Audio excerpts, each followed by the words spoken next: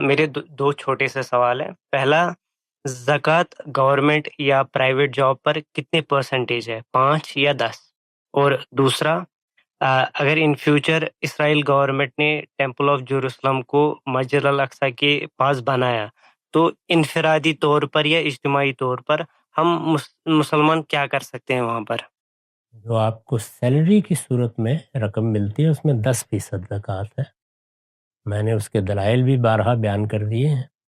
اس میں قاعدہ یہ ہے کہ پروڈکشن کی یا پیداوار کی جتنی صورتیں ہیں، خواہ وہ اپنی ذات کو صرف کر کے ہو رہی ہے، وہ زراعتی اعتبار سے ہو رہی ہے، وہ صنعتی پیداوار ہے، وہ کسی پراپرٹی یا کسی جائیداد کے کرائے کی صورت پہ ہو رہی ہے، تو یہ دیکھنا چاہیے کہ کیا اس عمل میں آپ اپنی محنت اور اپنا سرمایہ دونوں لگائے ہوئے ہیں یا کوئی ایک چیز ہے۔ تو اگر محنت اور سرمایہ دونوں ہیں تو 5%، ایک ہے تو 10%۔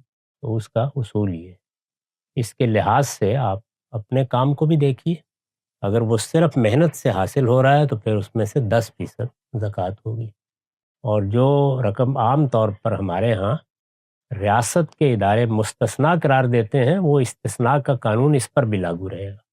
اس کو نکالنے کے بعد پھر آپ اس میں سے زکوٰۃ ادا کر سکتے ہیں۔ تو یروشلم میں اس وقت تو صورتحال یہ ہے کہ وہ جگہ جہاں سیدنا سلیمان و داؤد کی مسجد تھی وہ خالی پڑی ہوئی ہے۔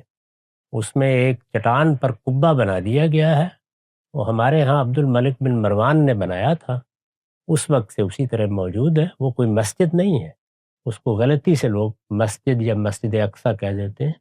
اس وقت جو مسجد بنائی گئی ہے وہ ایک کنارے پر گوشے میں بنی ہوئی ہے، وہ بھی وہ مسجد نہیں ہے، نہ اس جگہ پر بنائی گئی ہے، نہ خلفائے راشدین نے اس کا فیصلہ کیا۔ یہ ان کا طرز عمل خود بتا رہا ہے کہ مسلمانوں نے اس جگہ کو اپنے قبضے میں لے کر مسجد میں بدلنے کی صحیح نہیں کی۔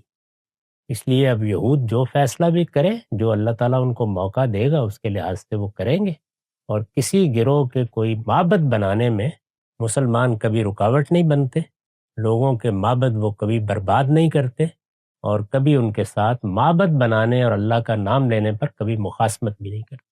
تو ہم صرف اس کی بھی وضاحت کر دیں کہ یہ جو ارض مقدس ہے جس کو کہا جاتا ہے، جس کا ایک زمانے میں مقام تھا، آپ نے وضاحت بھی کی ہے، کیا یہ مقام اسی طرح باقی ہے یا یہ اب اس طرح سے مقام باقی نہیں رہا؟ میں عرض کر چکا ہوں کہ فلسطین کو جو حیثیت اللہ تعالیٰ نے دی تھی وہ سیدنا مسیح کی بعثت کے بعد ختم ہو گئی، اور بتا دیا گیا کہ یہ معاملہ وہاں ختم ہوا، اب وہی حیثیت جزیرہ نما عرب کی ہے۔ جزیرہ نما عرب میں وہی قوانین ہیں، وہی ضابطے ہیں، اسی طریقے سے ان ضابطوں اور قوانین کی پابندی کرنی چاہیے۔ اور اب رسالت مآب صلی اللہ علیہ وسلم کا معبد، یعنی وہی حرم جو ابراہیم علیہ السلام نے بنایا ہے، وہی توحید کا مرکز۔